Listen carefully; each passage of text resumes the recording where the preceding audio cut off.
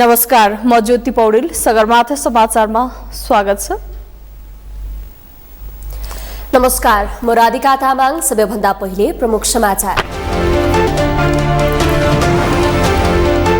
राष्ट्रिय प्रजातन्त्र पार्टी राप्रपाद्वारा आन्दोलनको सुरुवात, प्रधानमन्त्रीलाई 40 बुँदे मागपत्र बुझाए, राजसंस्था र हिन्दू राष्ट्रको स्थापना, प्रदेश खारेजी भ्रष्टाचार नियन्त्रणको माग।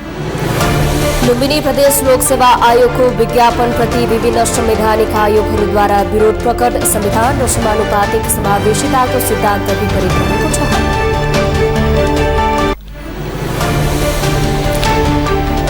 मिटर ब्याज र लघुवित्त पीडितहरूद्वारा राष्ट्र बैंकमा धरना, लघुवित्तले मिटर ब्याजको ऋणमा फसाएको गुनासो, आम गरिब किसानलाई निशुल्क ऋणको व्यवस्था गर्न माग। भारतमा आन्दोलनरत किसान र सरकार बीचको सम्झौता असफल, किसानहरूको र्याली राजधानी दिल्लीतर्फ प्रस्थान, प्रशासनिक अवरोधहरूको प्रतिकार। र आइसिसी 1 दिवसीय विश्वकप लिग 2 अन्तर्गत 1 दिवसीय क्रिकेटमा नेपाल पराजित, नामिबिया 2 विकेटले विजयी।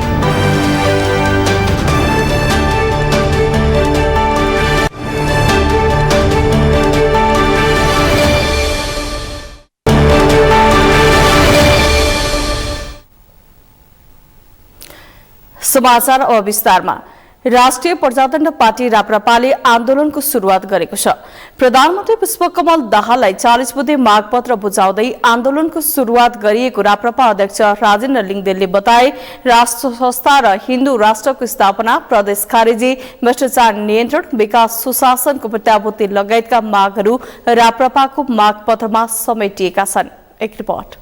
सरकारलाई 40 बुँदे मागपत्र बुझाउँदै राष्ट्रिय प्रजातन्त्र पार्टी राप्रपाले आन्दोलनको सुरुवात गरेको छ। बुधबार सिंहदरबारमा राप्रपा अध्यक्ष राजेन्द्र लिङदेनले प्रधानमन्त्री पुष्पकमल दाहाललाई मागपत्र बुझाएका हुन्। राजसंस्था र हिन्दू राष्ट्रको पुनः संरचना, प्रदेश संरचनाको खारेजी, बलियो केन्द्र र अधिकार प्राप्त स्थानीय तह रहेको 2 तहको सरकार, भ्रष्टाचार नियन्त्रण, सुशासनको प्रत्याभूति लगायत राष्ट्रियता, विकास, सुशासन, चुस्त सेवा प्रवाह एवं जनजीविकासँग प्रत्यक्ष सम्बन्धित तथा मुलुकको दीर्घकालीन हितका विभिन्न 40 बुँदे माग प्रधानमन्त्रीलाई बुझाएको अध्यक्ष लिङदेनले जानकारी दिए। केही समय अघिदेखि नै जुन जनदबावमूलक आन्दोलन सुरु गर्ने भनेर भनिराखेको थियो, त्यसलाई औपचारिक रूपमा ज्ञापन पत्र दिएर सुरु गर्ने जुन दिन थियो, आज हामी त्यो कार्यक्रम अन्तर्गत प्रधानमन्त्रीलाई 40 बुँदे ज्ञापन पत्र दिएका छौँ र त्यसमा पृष्ठभूमिमा देशको समसामयिक राजनीतिक परिस्थितिको बारेमा उल्लेख गरेका छौँ। देशको कुनै पनि राष्ट्रिय शक्तिहरूले आफूलाई उपेक्षित गर्न महसुस गर्न नपरोस्, सबैको स्थान होस्, सबैको सहभागिता होस् र देशले नयाँ बाटो लियोस् भनेर भनेका छौँ र त्यसका लागि हामीले 40 बुँदे माग पनि उल्लेख गरेका छौँ। देशले नयाँ बाटो लिनका लागि सबैलाई समेटेर अघि बढ्न प्रधानमन्त्रीलाई सुझाव दिएको राप्रपा अध्यक्ष लिङदेनले जानकारी दिए। आफूहरूका मागपत्रलाई प्रधानमन्त्रीले सकारात्मक रूपमा लिएको लिङदेनले जानकारी दिए। भुटानी शरणार्थी प्रकरण, ललिता निवास प्रकरण र सुनकाण्डमा गरेको छानबिनलाई पूर्णता दिन पनि माग गरेको अध्यक्ष लिङदेनले बताए। हामीले देशका सबै समस्याहरू 40 बुँदामा केन्द्रित गरेर आफ्नो मागहरू राखेका छौँ र प्रधानमन्त्रीले यसलाई सकारात्मक रूपमा लिनुभएको छ। भ्रष्टाचारका विषयमा पनि हामीले खास गरी ललिता निवास जग्गा प्रकरणको कुरा होस्, सुन काण्डको कुरा होस्, नक्कली भुटानी शरणार्थी प्रकरणको कुरा होस्, वाइट बडी, अरू सबै पनि जुन जति ठुल्ठुला भ्रष्टाचार काण्डहरू छन् तिनीहरूको पुनः र पूर्ण छानबिनको कुरा उठाएका छौँ। छानबिन त प्रारम्भ भएका छन् तर ती पर्याप्त छैनन् र त्यसमा कारिन्दाहरू, कर्मचारीहरू परेका छन् तर राजनीतिक नेतृत्वले उन्मुक्ति पाएको छ। त्यस्तो अवस्था हुनु हुँदैन र अब उपरान्त मन्त्री परिषदले गर्ने निर्णयहरूलाई पनि नीतिगत निर्णयको नाममा जुन उन्मुक्ति दिँदै आइएको छ त्यसलाई पनि छानबिनको दायरामा ल्याउने व्यवस्था हुनुपर्छ जस्ता समेत विषयहरू राखेका छौँ। राप्रपाको ज्ञापन पत्र बुझ्दै प्रधानमन्त्री पुष्पकमल दाहालले सरकारले गरेका राम्रा कामका लागि धन्यवाद दिन र अझ राम्रो काम गर्न प्रोत्साहित गर्न आग्रह गरेका थिए।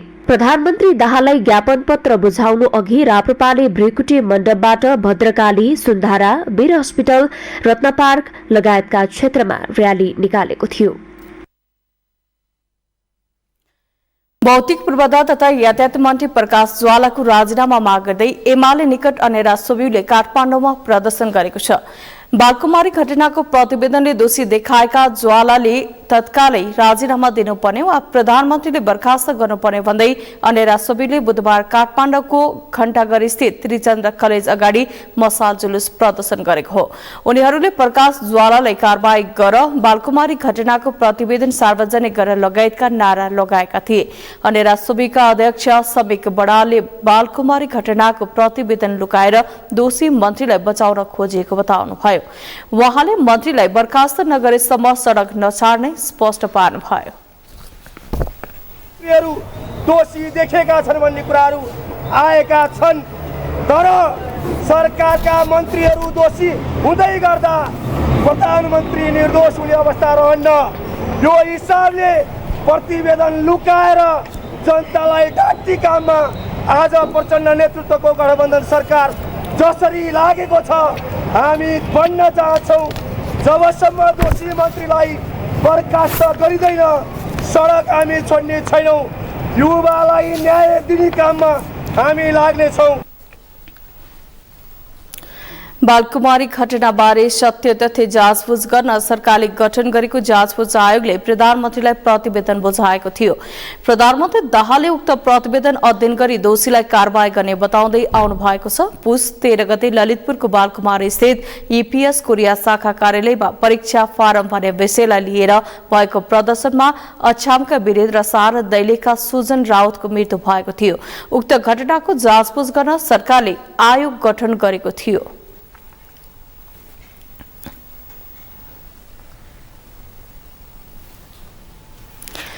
सत्ता गठबन्धनभित्र खटपट चरम उत्कर्षमा पुगेको छ। शक्ति बाँडफाँड तथा गठबन्धनको भावनालाई लिएर असन्तुष्ट दलहरू नयाँ समीकरणको प्रयासमा जुटेपछि गठबन्धन सङ्कटमा परेको हो। आगामी 4 वर्ष एक गठबन्धनले निरन्तरता दिने बाचा गरेका दलहरूले यो गठबन्धनबाट थप लाभ लिन नसक्ने बुझेपछि वामपन्थी गठबन्धनको लागि पहल सुरु गरेका हुन्। अमृत ढकालको रिपोर्ट। नेकपा माओवादी केन्द्र र नेकपा एकीकृत समाजवादी नयाँ समीकरणको प्रयासमा जुटेका छन्। आगामी 4 वर्ष यही गठबन्धनलाई निरन्तरता दिने बाचा गरेका उनीहरूले यो गठबन्धनबाट थप लाभ लिन नसक्ने बुझेपछि वामपन्थी गठबन्धनको लागि पहल सुरु गरेका हुन्। एक साता अघि प्रधानमन्त्री पुष्पकमल दाहालले माओवादी केन्द्रको केन्द्रीय समितिको बैठकमा काङ्ग्रेससँगको गठबन्धन लाभदायी नभएको निष्कर्ष सुनाएका थिए। यस्तै एकीकृत समाजवादीका अध्यक्ष माधव कुमार नेपालले पनि सोमबार जनकपुर पुगेर प्रधानमन्त्री पुष्पकमल दाहाल र एमाले अध्यक्ष केपी शर्मा ओलीलाई देश विकासको खाका तय गर्न सार्वजनिक रूपमा अपिल गरेका थिए। सत्ता गठबन्धनमा भएको सहमति अनुसार अबको 10 महिनापछि प्रधानमन्त्री पुष्पकमल दाहालले माधव कुमार नेपाललाई सत्ता हस्तान्तरण गर्नुपर्ने हुन्छ।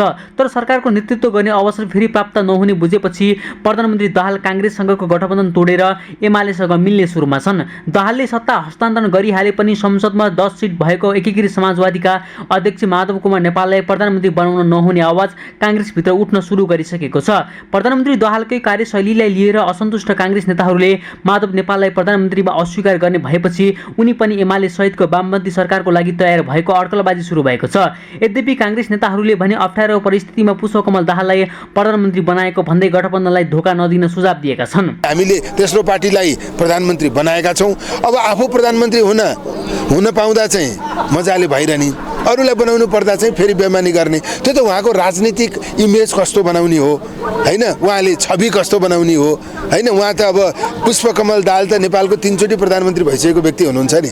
त्यसैले उहाँले सत्ताका निम्ति जे पनि गर्न तयार हो, जोसँग नै मिल्न तयार हो भने त्यसमा हामीले रोएर कराएर केही हुने कुरै भएन।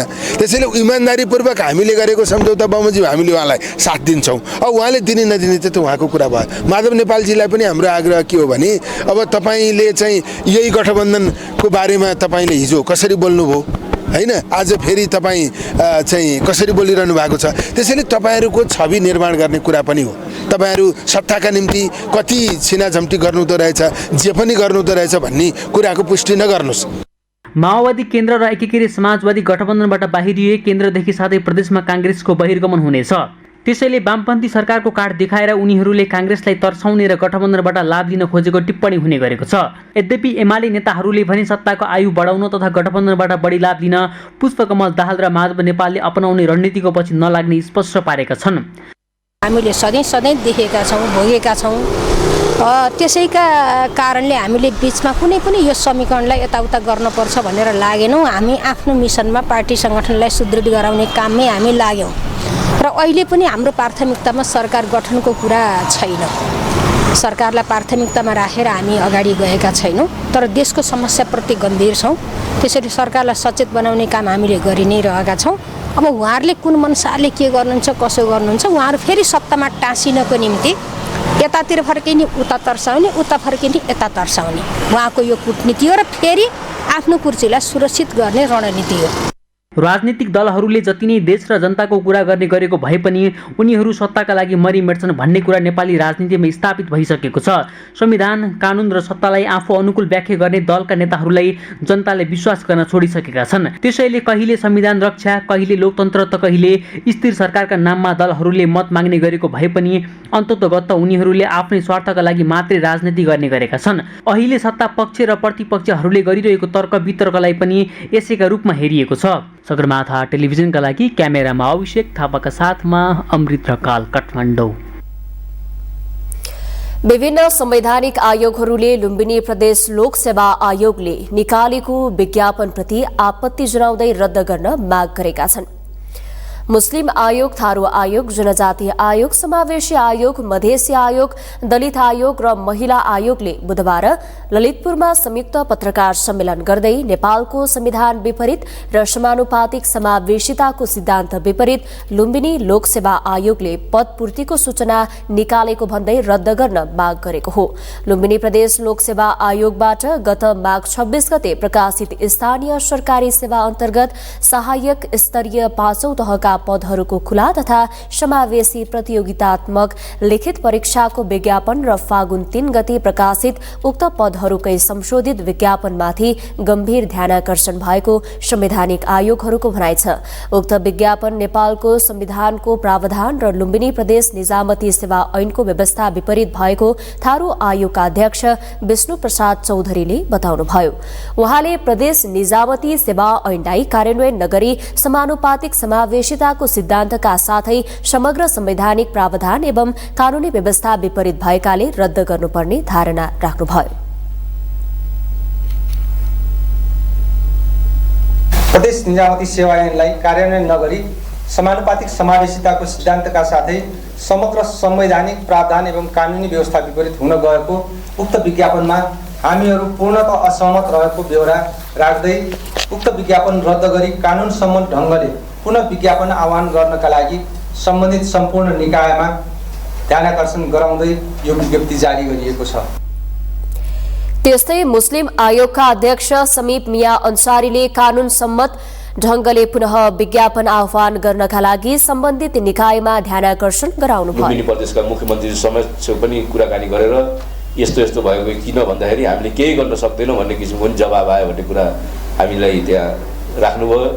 त्यस्तै हाम्रो चाहिँ जनजातीय आयोगका मान्य अध्यक्षज्यूले समेत त्यहाँका सहमुखसँग पनि कुरा गर्दाखेरि पनि हो र भन्ने किसिमको यस्तो चाहिँ मतलब अपरिपक्व चाहिँ जवाब आउँदाखेरि हामी अत्यन्तै गम्भीर भएर, किनभने हामी जति पनि आयोगका पदाधिकारी छौँ हामी सिङ्गो समुदायको उत्थान र विकासको लागि, त्यसको अधिकारको लागि र पाएको अधिकारबाट वञ्चित नहोस् र बढी सुविधा चाहिँ पाओस् भन्ने उद्देश्यले हामी काम गरिरहेछौँ। उहाँले आरक्षणका लागि पटक पटक आवाज उठाए पनि पूर्ण रूपमा कार्यान्वयन हुन नसक्नु दुःखद रहेको धारणा राख्नुभयो। पछिल्लो समय भ्रष्टाचार तथा अनियमितता गरेको अनि आफ्ना माग पूरा नगरेको भन्दै सरकारी अधिकारीदेखि अभियन्ता तथा नेताहरूसम्मलाई कालो मोसो दल्ने होड चलेको छ। असन्तुष्टि पोख्न र शक्ति देखाउन कार्यकक्ष, सड़क वा कुनै कार्यक्रम विशेषमै पुगेर कालो मोसो दल्ने समूहहरू अहिले सक्रिय छन्। यस प्रकारको गतिविधिमा भूमिगत राजनीति गरिरहेका दलका कार्यकर्ताहरू बढी सक्रिय देखिएका छन्। पुष्कर खतिवड़ाको रिपोर्ट।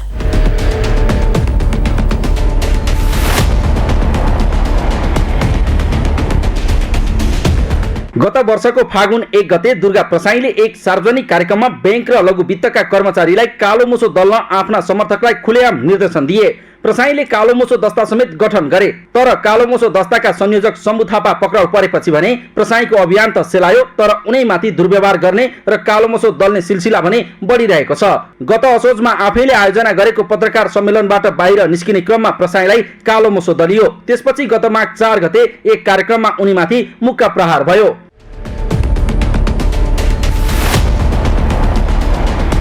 गत शुक्रबार मात्रै दुग्ध विकास संस्थान DDC का महाप्रबन्धक सञ्जीव झालाई मोहन वैद्य नेतृत्वको क्रान्तिकारी कम्युनिस्ट पार्टीको भातृ संगठन क्रान्तिकारी युवा संगठनले दुर्व्यवहार गर्दै उनकै कार्यकक्षमा पुगेर कालो मुसो दल्यो। त्यसअघि माघ 29 गते वैद्य नेतृत्वकै समूहले यातायात व्यवस्था विभागका महानिर्देशक उद्धव प्रसाद रिजालको कार्यकक्षमै पुगेर मुसो दल्यो। आइतबार मात्रै प्राविधिक शिक्षा तथा व्यावसायिक तालिम परिषद CTVT का उपाध्यक्ष खगेन्द्र प्रसाद अधिकारीमाथि चन्दा नदिएको भन्दै कालो मुसो दल्ने प्रयास सहित दुर्व्यवहार भयो। यो घटनामा पनि वैद्य निकटकै कार्यकर्ता संलग्न रहेको आरोप छ।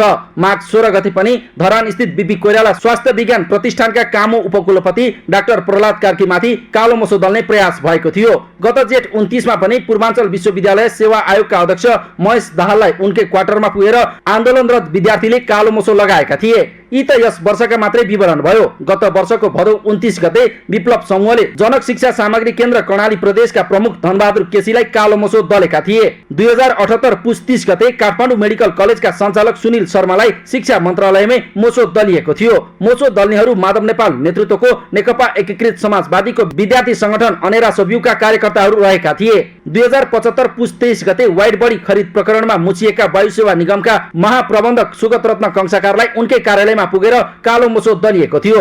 2073 पुस 8 गते तत्कालीन अख्तियारका निलम्बित प्रमुख लोकमान सिंह कार्कीमाथि पनि आक्रमण गर्दै सर्वोच्च अदालत भित्रै कालो मुसो दलिएको थियो। यस घटनामा विप्लव निकट अखिल क्रान्तिकारीका कार्यकर्ता पक्राउ परेका थिए। यी त कालो मुसो दलिएका केही घटनाहरू मात्रै हुन्। यस अलावा करिब 2 दर्जन सरकारी कर्मचारी र जनप्रतिनिधि समेत कालो मुसोको शिकार भएका छन्।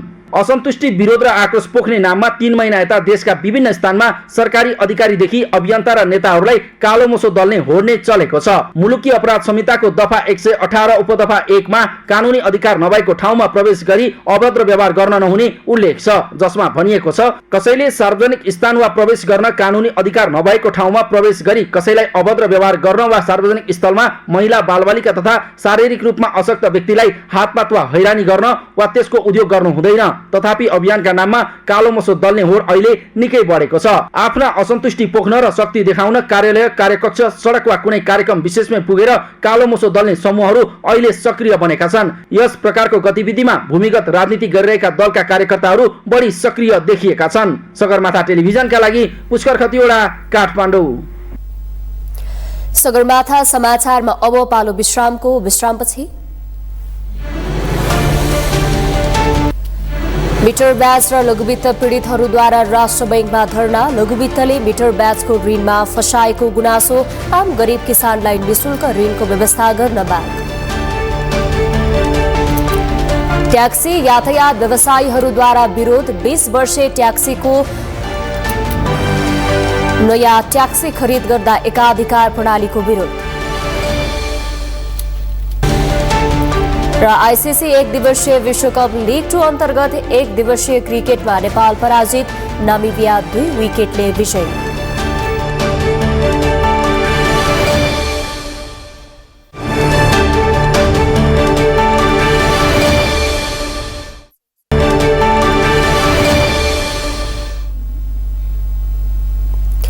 विश्रामपछि सगरमाथा समाचारमा स्वागत छ। अब बाँकी समाचार। मिटर ब्याज र लघुवित्त पीडितहरूले बालुवाटार स्थित राष्ट्र बैंकमा धरना दिएका छन्। विभिन्न जिल्लाबाट 7 दिन हिँडेर काठमाडौँ आइपुगेका मिटर ब्याज र लघुवित्त पीडितहरूले बुधबार सिफलबाट बालुवाटार पुगेर धरना दिएका हुन्।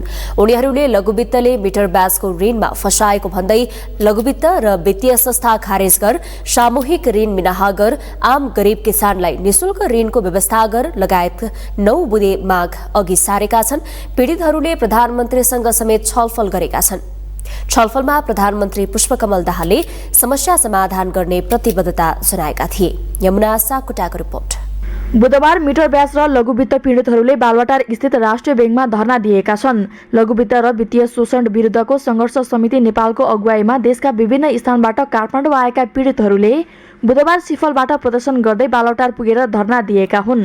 1000 भन्दा बढी पीडितहरू दबावपूर्ण आन्दोलन गर्ने भन्दै फागुन 1 गते मुलिनबाट 7 दिन हिँडेर काठमाडौँ आइपुगेका हुन्।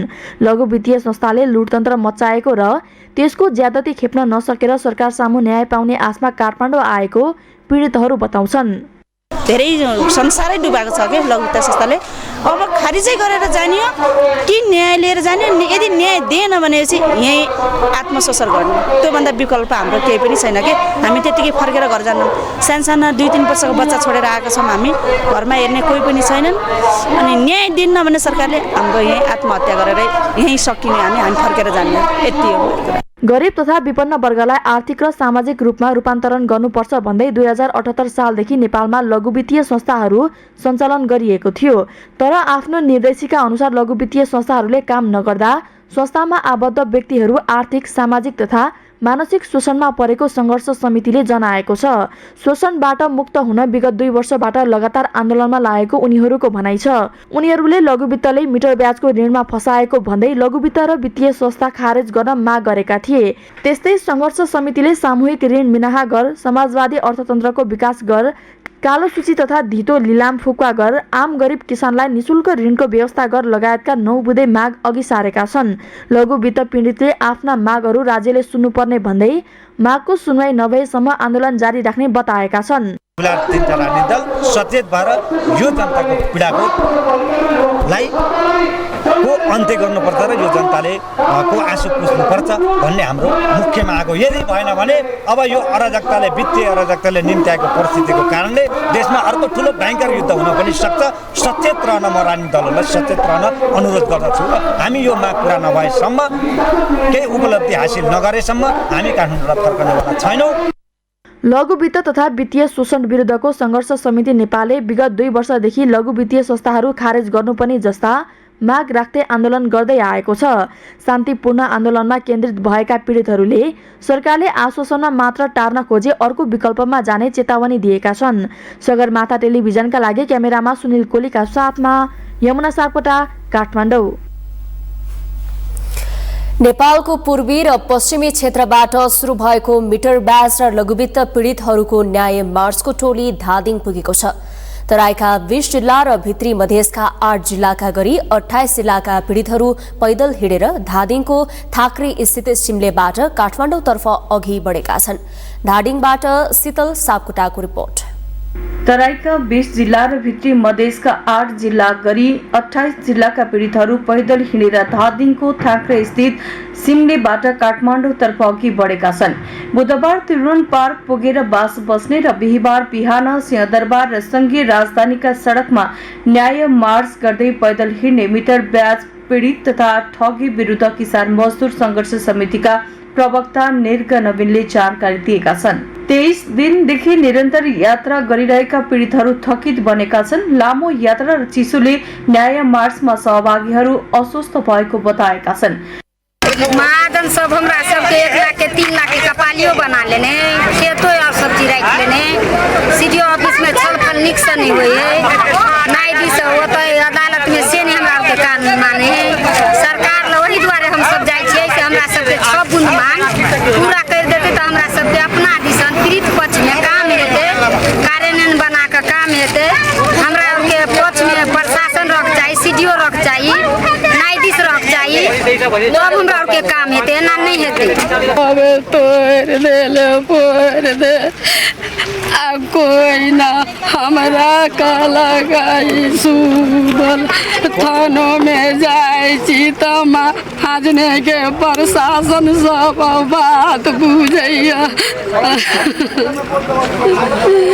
हमरा महिला के न पढ़ल लिखल जेनी जेनी कहैया तेनी तेनी घूमै छी। 4 गो 5 गो कागज बना देलकै हजुर। अब में घरारियो ले देलकै आ हमरा उ फिरता नहीं करी है आ ओकरा रुपया दिए गेली तू कहल कि हम एतबा नहीं लेबौ हमरा 20 लाख दे 25 लाख दे हम कत से लिए हम जात के मल्लिक छी हम कहाँ से लेबी ढोबा आ घरारी में से हमरा नीलामी ठोक देलकै घरारी पर से हटा लत्ता कपडा र झोला भिरेर सयौं किलोमिटरको राजमार्गमा पैदल यात्रा गरिरहेका मिटर ब्याज र लघुवित्त पीडितले माग पूरा नभएसम्म घर नफर्किने बताएका छन्। 1 लाख रुपया लेने छलिए हम 1 लाख के अथी मीटर ब्याज लगा के हम 3 लाख रुपया तीर दिलिए आ तैयो हम कागज मांगलिए तो कागज नहीं दिलके हमरा मम्मी के बोला के 10-12 लाख के कागज बना लेलके 1 लाख के अब कागज मांगे छे त हमरा कथि कहे मतलब फल्ला ठाउँ बेला चिल्ला ठाउँ मतलब फोर बात खोजे 3 लाख लिँदा मलाई 6 लाख को कागज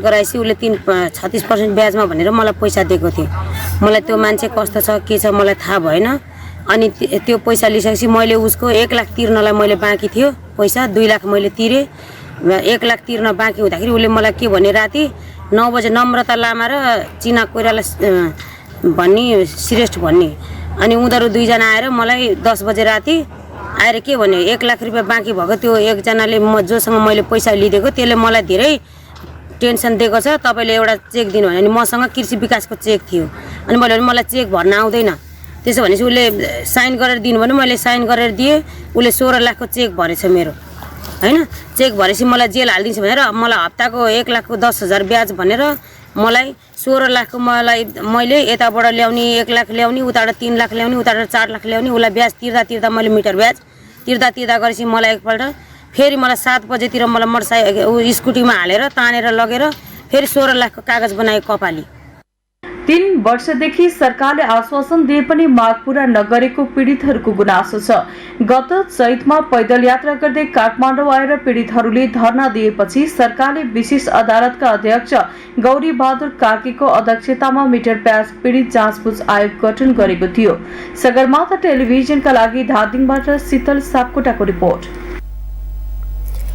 विगत 2 वर्षदेखि लघुवित्त तथा वित्तीय शोषण विरुद्धको संघर्ष समिति नेपालले लघुवित्त संस्थाहरू खारेज गर्नुपर्ने, समाजवादी अर्थतन्त्रको विकास गर्नुपर्ने, कालो सूची तथा धितो लिलाम फुकुवा गर्नुपर्ने लगायतका माग सहित आन्दोलन गर्दै आएको छ। यसै सन्दर्भमा आजको सगरमाथा जनबोलीमा हामीले मिटर ब्याज पीडितहरूलाई सोधेका थियौं, तपाईहरूको प्रदर्शन कसका र केका लागि हो? हेरौं उनीहरूको भनाई उनीहरूकै शैलीमा।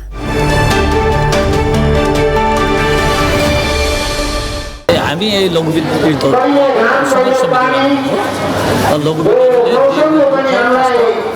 जे जति अब एउटा कुरा सल्युट हुन सक्छ हामी धेरै गर्न छैन। मुख्य कुरा के हो भने लघुवित्तहरूले राष्ट्र ब्याङ्कबाट सस्तो सुलभको ब्याज ल्याएर हामीलाई तपाईँको चर्को ब्याजमा पाएर समुदायलाई तपाईँ यो ठाउँमा उठ्न बाध्य बनायो। यो सबैलाई थाहा छ, फेरि राष्ट्र ब्याङ्कलाई पनि थाहा छ, अरू यो राजनीतिक दलहरूलाई पनि थाहा छ, सबैलाई थाहा छ। 4% ब्याज ल्याएर हामीसँग 18% लगानी गर्यो लघुवित्तले अनि यिनीहरू झन् गरिबलाई धनी बनाउने या उत्थान गर्ने ठाउँमा झनै तपाईँको गरिब बनाएर यिनीहरूलाई अहिले घरबार विहीन बनाउने बाटोमा गयो कि यो अराजकतातिर फैलियो। हाम्रो जाके करतराना कुन टचर करतराना हमारे मुट्ठू के पेंशन बैला जाके ना लघुवित्त वाले को हमारे घरे को घेर ले रहना घर घेर के एकदम टचर करतराना को किस्ता चाहिए हम बुटोल में भर्ती रहनी है, हम भरना रहनी है बुटोल में मुट्ठू का पेंशन बैला वहीं जाके को टचर करतराना हमारे घरे आके छोरा छोरी के हमारा टचर कर कि कहाँ बा कहीं के किस्ता हमें चाहिए। देश में आर्थिक संकट भएको आर्थिक संकट पछि धेरै महिला दिदीबहिनीहरू आत्महत्या हुने, विष सेवन गर्ने, रुखमा झुन्डेर मर्ने अनि जिउमा आगो लागेर मर्ने र डिभोर्स धेरैभन्दा धेरै डिभोर्स हुनेको घटनाहरू दिन प्रतिदिन बढ्दै गएको अवस्था र धेरै महिला दिदीबहिनीहरू बम्बईको कोठीमा पुगेको अवस्था, धेरै महिला दिदीबहिनीहरू विदेशी पर्नुको अवस्था। त्यसबाट रोक्नको लागि पनि धेरै युवाहरू चाहिँ आफ्नो यो लघुवित्तको ऋणहरू तिर्नको लागि यो ऋणको टचर सहन नसकेर धेरै महिला दिदीबहिनीहरू युवाहरू विदेश जानुपर्ने अवस्था भएको कारणले यो देशलाई चाहिँ यसरी बेइज्जतीको रूपमा चाहिँ चल्न दिनु हुँदैन।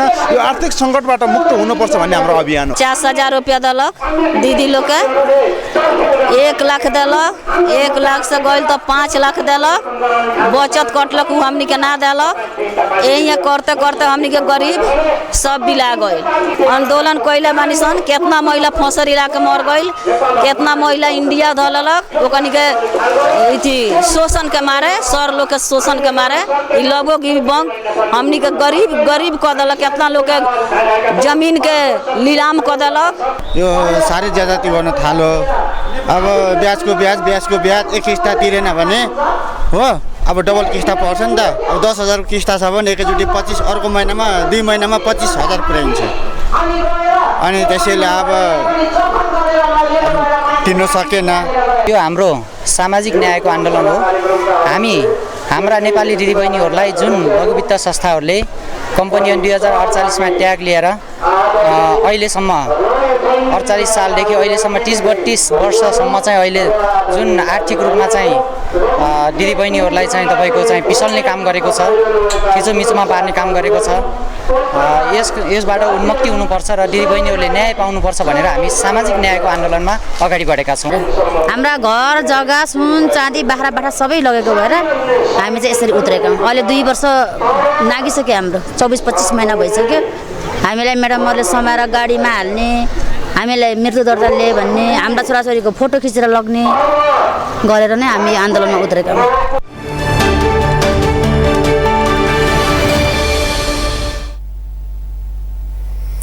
बीस वर्षे ट्याक्सीको सट्टा भर्नामा नयाँ ट्याक्सी खरिद गर्दा एकाधिकार प्रणाली लागू गरेको भन्दै ट्याक्सी यातायात व्यवसायीहरूले विरोध गरेका छन्।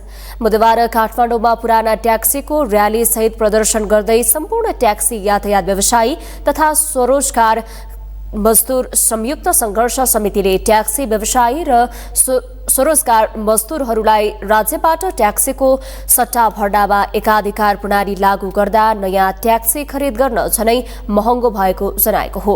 संघर्ष समितिले ट्याक्सी सट्टा भर्नामा सबै कम्पनीका सबै किसिमका गाडी बजार प्रतिस्पर्धा गराई पेट्रोलियम पदार्थ, ग्यास लगायत अन्य वैकल्पिक ऊर्जाबाट चल्ने सवारी साधनहरू सहज मूल्यका सवारी साधन खरिद गर्न पाउनुपर्ने मापदण्ड लागू गर्न सरकारलाई आग्रह गरेको छ।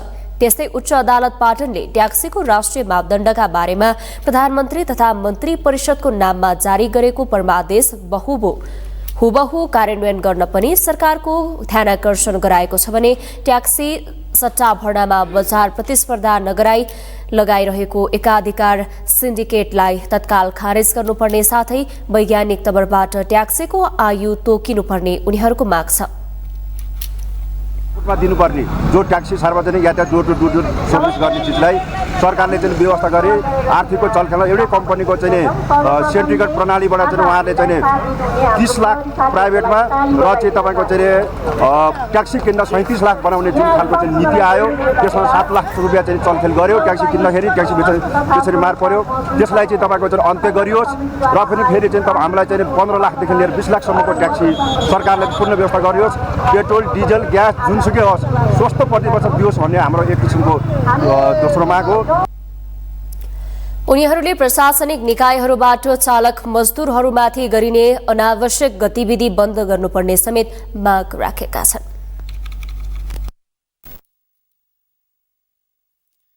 काठमाडौँको नागार्जुन नगरपालिका 6 भैरवटोलमा एकै परिवारका 3 जनाको हत्या भएको छ। सोलुखुम्बुको दुधकुण्ड घर भई नागार्जुन नगरपालिका 6 भैरवटोलमा बस्दै आएकी 38 वर्षीय ईश्वरी श्रेष्ठ, निजकी 8 वर्षीय छोरी अनिसा श्रेष्ठ र 2.5 वर्षकी नातिनी शिवानी श्रेष्ठको हत्या भएको जिल्ला प्रहरी परिसर काठमाडौँले जनाएको छ। हत्यामा निज ईश्वरीका श्रीमानको संलग्नता रहेको हुन सक्ने प्रहरीको प्रारम्भिक अनुमान छ। ईश्वरीका श्रीमान राजु घिमिरे भनिने काजी बिकको शव पनि घरभन्दा केही पर जंगलमा झुन्डिएको अवस्थामा फेला परेकाले उक्त हत्यामा निज काजी बिककै हात रहेको अनुमान गरी अनुसन्धान थालेको प्रहरीले जनाएको छ। बुधबार बिहान 9:30 बजेपछि कोठाभित्र शव देखेपछि स्थानीयले प्रहरीलाई खबर गरेका थिए। त्यसको केही समयपछि बिक पनि घरभन्दा केही परको जंगलमा झुन्डिएको अवस्थामा स्थानीयले देखेका थिए। घटनाको थप अनुसन्धान भइरहेको र शव पोस्टमार्टमका लागि पठाइएको प्रहरीले जनाएको छ।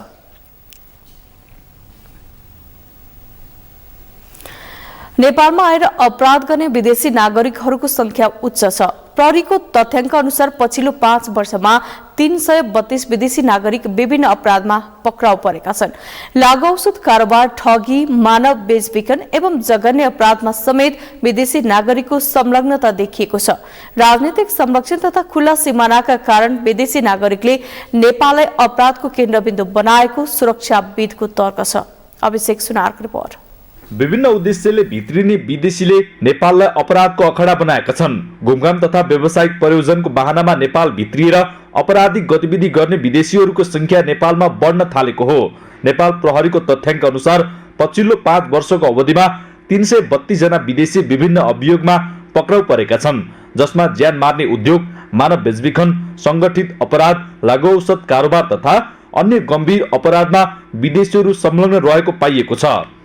79-80 मा चाहिँ जम्मा 131 जना विदेशीहरू चाहिँ पर्न गएको हाम्रो डाटाले देखाउँछ र त्यो चाहिँ विभिन्न अपराधहरू, अब यो चाहिँ के भने भिसा समाप्त भएको, ठगी भयो, अवैध मुद्रा सम्बन्धीका विषय भए, लागु औषध सम्बन्धी विषय भए, भन्सार छली सम्बन्धी विषय भए, हैन, यस्ता केसहरूमा चाहिँ उहाँहरू पर्नु भएको छ।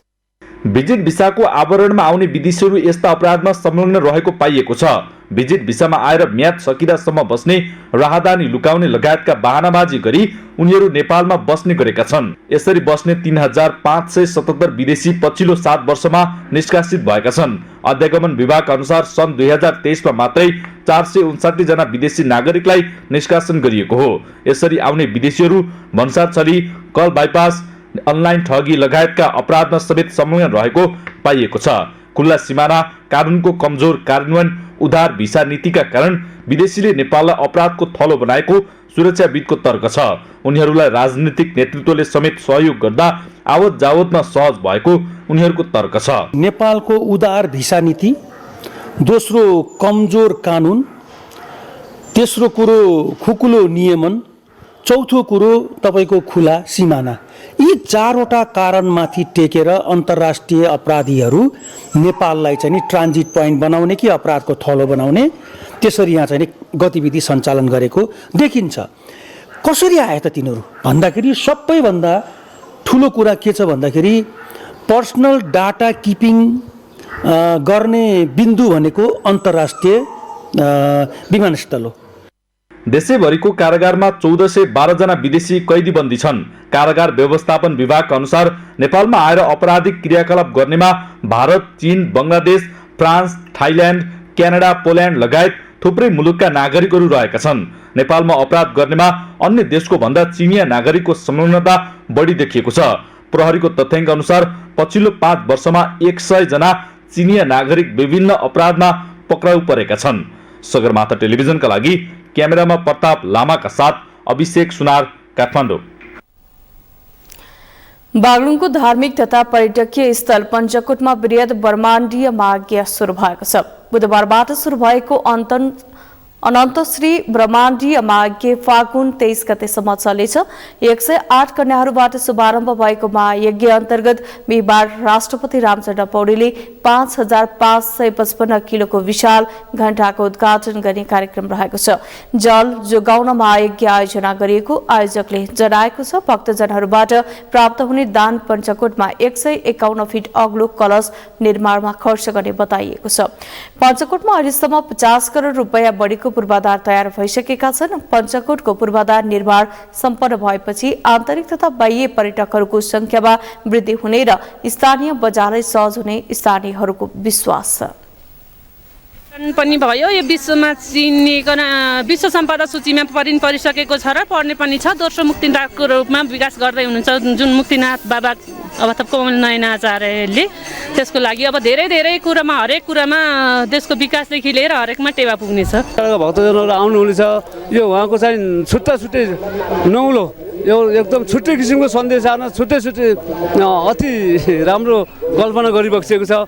यसमा त अब सबै यो हाम्रो धार्मिक एवं पर्यटकीय क्षेत्रको लागि धार्मिक मात्र नभएर पर्यटकको लागि पनि सबैको लागि यो उहाँको परिकल्पना हो। मध्येमा के भइरहेको छ जुन अहिले आर्थिक स्थिति कमजोर भएको बेला व्यापार व्यवसाय कम भएको बेलामा अलिकति बजार चहलपहल बढ्ने र बाहिरी मान्छेहरू आएर व्यापार व्यवसाय बढ्ने हामीले आकांक्षा गरेका छौँ। हामीले पर्यटकीय स्थलको रूपमा चाहिँ अगाडि बढाउने र पर्यटन प्रवर्धन गर्दै गरेर चाहिँ यहाँको चाहिँ तपाईँको चाहिँ व्यापार व्यवसाय र रोजगार स्थापना गर्ने उद्देश्यका साथ यो यज्ञको चाहिँ जुन चाहिँ शुभारम्भ भएको छ हामीले चाहिँ यो शुभारम्भ चाहिँ अगाडि बढाइरहेको छौँ। विक्रम सम्वत 2071 सालमा पहिलो पटक महायज्ञ गरेर पञ्चकुटमा संरचना निर्माण थालिएको थियो। अहिले बागलुङ कालिकापछि सबैभन्दा धेरै पर्यटक पुग्ने स्थल पञ्चकुट बनेको छ। समाचारमा पाल भएको छ विश्रामपछि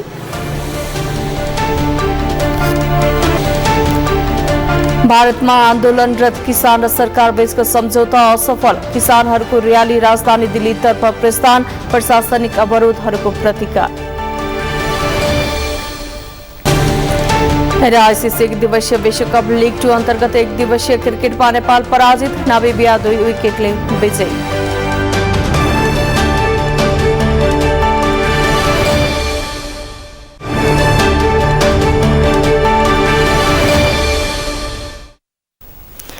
समाचारमा पाल भएको छ खेल समाचारको।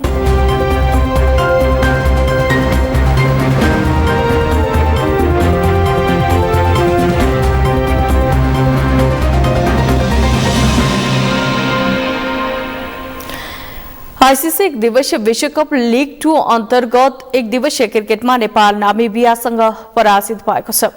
बुधबार तिर्बे क्रिकेट मैदान कीर्तिपुरमा भएको खेलमा नामिबियाले नेपाललाई 2 विकेटले पराजित गरेको हो। नेपालले दिएको 169 रनको लक्ष्य नामिबियाले 40 ओभरमा 8 विकेट गुमाएर पूरा गर्यो। नामिबियालाई जिताउन जेराड एरामसले 52 रनको अर्धशतकीय पारी खेले। नेपालका कुशल भुर्तेले 3 विकेट लिएका थिए। त्यसअघि टसारेर पहिला ब्याटिङ गरेको नेपालले 37.1 ओभरमा सबै विकेट गुमाएर 168 रन मात्रै बनाउन सक्यो। नेपालका लागि आसिफ शेखले सर्वाधिक 58 रन बनाए। नामिबियाका ब्रेनार्ड स्कोल्ज र जानेकोल इटोनले 4-4 विकेट हात पारे। लीग 2 को आफ्नो तेस्रो खेलमा नेपाल दोस्रो पटक नामिबियासँग पराजित भएको हो। सिरिजको अर्को खेलमा शुक्रबार नामिबियाले नेदरल्यान्ड्सको सामना गर्नेछ। त्यस्तै आइतबार सिरिजको अन्तिम खेलमा नेदरल्यान्ड्स र नेपाल भिड्नेछन्।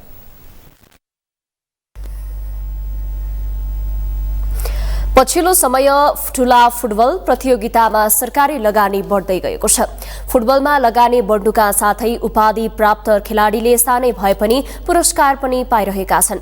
थप केही स्थानीय र प्रदेश सरकारले खेलाडीलाई सम्मान पनि गर्छन्, तर त्यो खेलाडीले राष्ट्रिय तथा अन्तर्राष्ट्रिय प्रतियोगिताबाट कसरी उपाधि ल्यायो भन्नेसम्म चासो दिँदैनन्।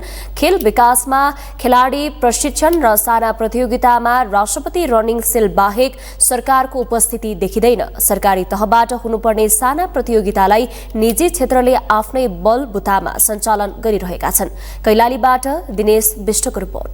धनगढीमा कक्षा 12 सम्म अध्ययनरत विद्यार्थीहरूका लागि धनगढी कप फुटबल प्रतियोगिता भइरहेको छ। आइतबारदेखि विद्यालय स्तरीय फुटबल प्रतियोगिता धनगढी रङ्गशालामा जारी छ। माध्यमिक तहका विद्यार्थीका लागि आयोजना भएको धनगढी कपमा कैलालीका 10 विद्यालय सहभागी छन्। विद्यालय स्तरबाट फुटबलको विकास गर्न धनगढी कप फुटबल प्रतियोगिता सञ्चालनमा छ। ठूला प्रतियोगितामा अवसर नपाएका विद्यार्थीहरू यस प्रतियोगितामा खेल्न पाइरहेका छन्। विद्यालय स्तरकै प्रतियोगिता आयोजना भएपछि उनीहरू भोलिको राष्ट्रिय खेलाडी बन्ने सपना बोकिरहेका छन्। यस्तै सानादेखि ठूलासम्म प्रतियोगिताले निरन्तरता पाए पक्कै ठूलै खेलाडी बन्नेमा उनीहरू विश्वस्त छन्। खेलमा धेरै सजिलो गरिएको छ अनि यस्तै गर्दै गर्दै हामीलाई चान्स अझ दिनु होला भन्ने मात्र यति भन्न चाहन्छु। अब यसमा सबै स्कुलले अब एक स्कुलले गरेर हुन्न सर, अब सबै स्कुलले गर्नुपर्छ अनि त्यस्तै गरी एनफाले नि अब धेरैभन्दा धेरै गेम स्कुल स्तरीय गेमहरू राख्नु पर्यो अनि वडा स्तरीय राख्नु पर्यो, नगर स्तरीय राख्नु पर्यो। त्यस्तै गर्दै धेरै गेमहरू राखेर अनि हामीलाई सर अनि चान्स क्रिएट हुन्छ सर। सानो लेभल 0 लेभलदेखि गेम स्टार्ट भयो भने विद्यालयदेखि गेम स्टार्ट भयो भने पछि नेसनल टिमसम्म देशको लागि र राष्ट्रको लागि खेल्न पुग्न सकिन्छ। प्रतियोगिता चाहिँ सर धेरैभन्दा धेरै हुन आवश्यकता हुन्छ र सबै खेलाडीहरूले अपर्च्युनिटी पाउँछ र मौका पाउनेछ। विद्यालय स्तरबाटै फुटबलको विकासका लागि सुरु भएको धनगढी कप फुटबल प्रतियोगिता 10 गतेसम्म सञ्चालन हुनेछ। प्रतियोगिताको विजेताले नगद 50,000 र उपविजेताले नगद 25,000 साथै मेडल, ट्रफी र प्रमाणपत्र प्राप्त गर्नेछन्। सर्वोत्कृष्ट खेलाडीले नगद 6,000, उत्कृष्ट गोलकिपरले नगद 3,000, उदीयमान खेलाडीले नगद 3,000 र प्रत्येक खेलको प्लेयर अफ द म्याचले नगद 500 का साथै मेडल, ट्रफी र प्रमाणपत्र प्राप्त गर्नेछन्। समन्वय र आपसी सद्भाव कायम गर्नको लागि यो प्रतियोगिता आयोजना गरिएको हो।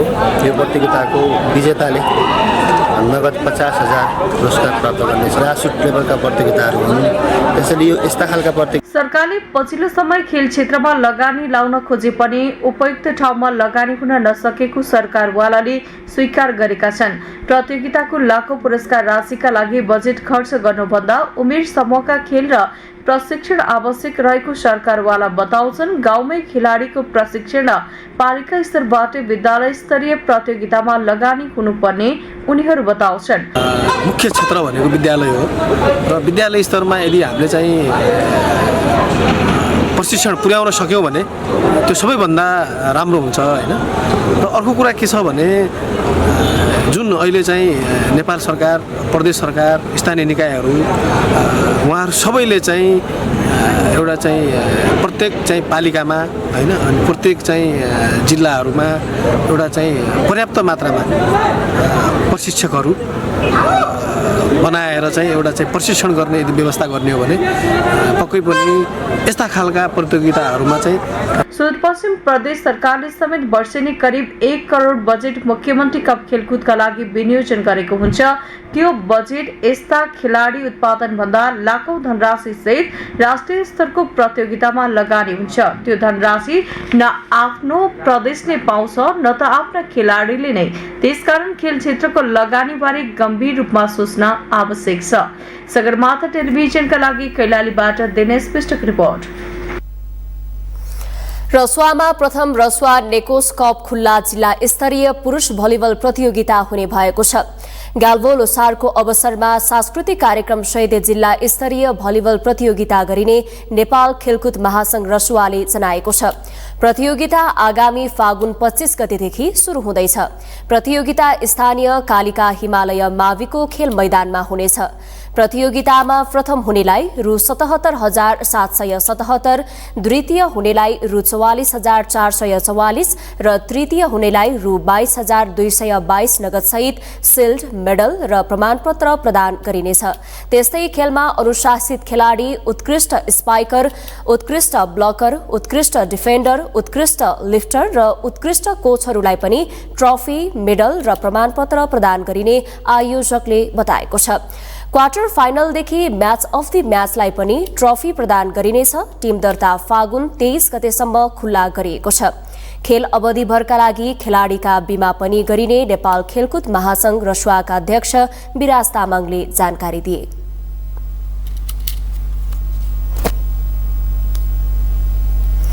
सगरमाथा समाचारको अन्त्यमा मुख्य समाचार पुनः एकपटक। राष्ट्रिय प्रजातन्त्र पार्टी राप्रपाद्वारा आन्दोलनको सुरुवात, प्रधानमन्त्रीलाई 40 बुँदे मागपत्र बुझाए, राष्ट्र संस्था र हिन्दू राष्ट्रको स्थापना, प्रदेश खारेजी भ्रष्टाचार नियन्त्रणको माग। लुम्बिनी प्रदेश लोकसेवा आयोगको विज्ञापन प्रति विभिन्न संवैधानिक आयोगहरूद्वारा विरोध प्रकट, संविधान र समानुपातिक समावेशिताको सिद्धान्त विपरीत रहेको ठहर। मिटर ब्याज र लघुवित्त पीडितहरूद्वारा राष्ट्र बैंकमा धरना, लघुवित्तले मिटर ब्याजको ऋणमा फसाएको गुनासो, आम गरिब किसानलाई निशुल्क ऋणको व्यवस्था गर्नमा। भारतमा आन्दोलनरत किसान र सरकार बीचको सम्झौता असफल, किसानहरूको र्याली राजधानी दिल्लीतर्फ प्रस्थान, प्रशासनिक अवरोधहरूको प्रतिकार। र आइसिसी एक दिवसीय विश्वकप लीग 2 अन्तर्गत एक दिवसीय क्रिकेटमा नेपाल पराजित, नामिबिया 2 विकेटले विजयी।